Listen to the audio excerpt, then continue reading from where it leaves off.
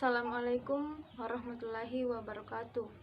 Perkenalkan, nama saya Cantika Sari, Prodi Akuntansi kelas A1. Pada pertemuan kali ini, saya akan membahas materi bab 5, yaitu tentang GCG atau Good Corporate Governance. GCG atau tata kelola perusahaan yang baik tidak dapat dilepaskan dari skandal maraknya perusahaan yang menimpa perusahaan-perusahaan besar, baik itu perusahaan yang ada di Indonesia maupun perusahaan yang ada di Amerika Serikat.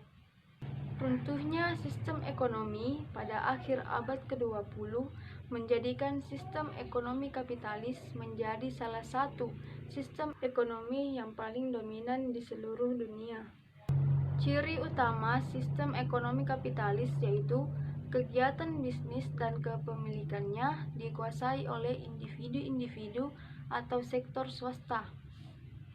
Pada intinya, krisis ekonomi yang dialami oleh Indonesia itu tidak luput dari kesalahan tata kelola yang buruk serta pemerintah yang tata kelolanya buruk pula, sehingga memberi peluang yang besar untuk timbulnya praktik-praktik korupsi, kolusi, dan nepotisme. Hal ini dapat ditujukan pada fakta-fakta sebagai berikut. Fakta yang pertama yaitu mudahnya para spekulan mata uang untuk mempermainkan pasar valuta asing karena tidak adanya alat kendala yang efektif. Yang kedua yaitu mudahnya para konglomerat untuk mendapatkan dana pinjaman dari perbankan. Yang ketiga, banyak direksi di badan usaha milik negara termasuk bank-bank pemerintah juga tidak independen.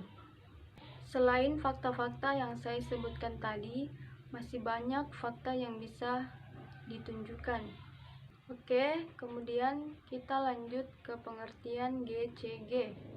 Sampai saat ini masih belum ada pengertian baku dari GCG, tetapi ada beberapa sumber definisi GCG yang bisa kita gunakan sebagai acuan.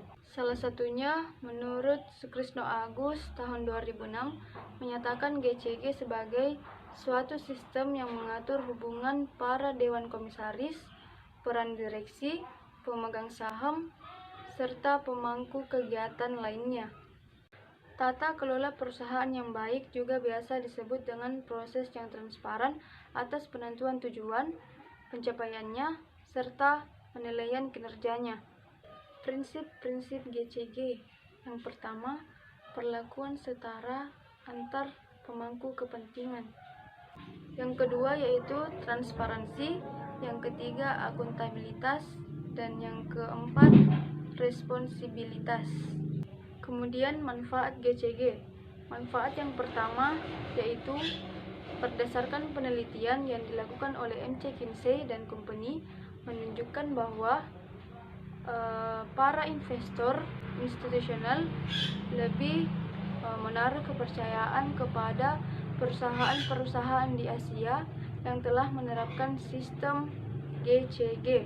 Manfaat yang kedua yaitu setelah berbagai analisis ternyata ada indikasi keterkaitan antara terjadinya krisis finansial dan krisis berkepanjangan di Asia dengan lemahnya tata kelola perusahaan. Manfaat yang ketiga yaitu secara teoritis praktik GCG dapat meningkatkan nilai perusahaan. Selanjutnya yaitu organ khusus dalam penerapan GCG. Ada 4 organ tambahan yang dikemukakan oleh Indra Surya dan Ivan Yustifananda, yaitu komisaris independen, direktur independen, komite audit, dan sekretaris perusahaan. Itulah materi singkat yang bisa saya sampaikan pada pertemuan kali ini. Kurang lebihnya mohon dimaafkan. Billahi fisabilillah, fastabiqul khairat. Wassalamualaikum warahmatullahi wabarakatuh.